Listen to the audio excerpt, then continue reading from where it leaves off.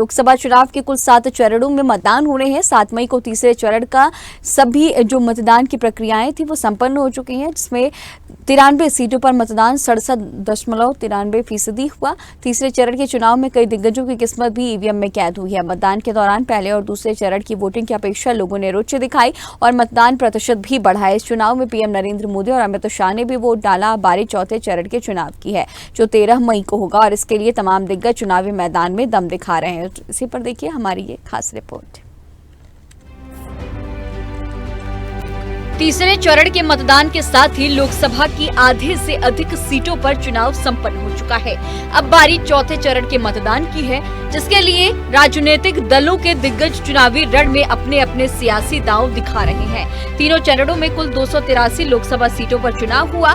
अब बाकी 4 चरणों में 260 सीटों पर चुनाव होने हैं। तीसरे चरण में 10 केंद्रीय मंत्रियों और 4 पूर्व मुख्यमंत्रियों समेत 1331 प्रत्याशियों की किस्मत ईवीएम में कैद हो चुकी है, तो कई दिग्गज नेताओं के भाग्य का फैसला भी इसी चरण में है।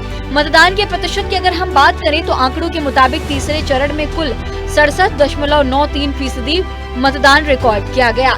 तीसरे चरण के मतदान में कई दिग्गजों ने अपने मताधिकार का प्रयोग भी किया। इसमें देश के प्रधानमंत्री नरेंद्र मोदी और गृह मंत्री अमित शाह ने अहमदाबाद में मतदान किया, तो वहीं कांग्रेस अध्यक्ष मल्लिकार्जुन खड़गे, अखिलेश यादव, डिम्पल यादव, रविंद्र जडेजा, रितेश देशमुख, जेनेलिया डिसूजा, केंद्रीय स्वास्थ्य मंत्री मनसुख मांडविया, ज्योतिरादित्य सिंधिया, शिवराज सिंह चौहान, गुजरात के सीएम भूपेंद्र पटेल ने भी वोट डाला है।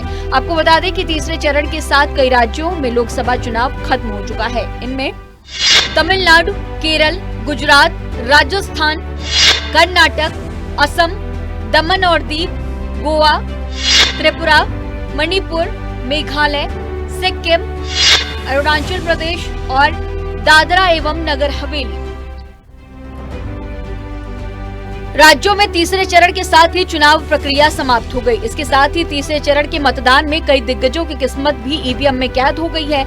इसमें गांधीनगर में केंद्रीय गृह मंत्री अमित शाह, गुना में ज्योतिरादित्य सिंधिया, विदिशा में पूर्व मुख्यमंत्री शिवराज सिंह चौहान, राजगढ़ में पूर्व मुख्यमंत्री दिग्विजय सिंह, मैनपुरी में डिम्पल यादव, रत्नागिरी सिंधुदुर्ग में नारायण राणे, आगरा में एसपी सिंह बघेल, पोरबंदर में डॉक्टर मनसुख मांडविया, धारवाड़ में प्रहलाद जोशी, बेलगाम में पूर्व मुख्यमंत्री जगदीश शेट्टार, हावेरी में बसवराज बोम्मई की सीटों पर मतदान संपन्न हो चुका है। अब 4 जून को मतगणना होगी, जिसमें यह खुलासा होगा कि जनता अपने जनप्रतिनिधि के रूप में किसे चुनना पसंद कर रही है। बात 2019 के लोकसभा चुनाव की करें तो तीसरे चरण की इन सीटों पर बीजेपी ने पिछले चुनाव में अच्छा प्रदर्शन किया था।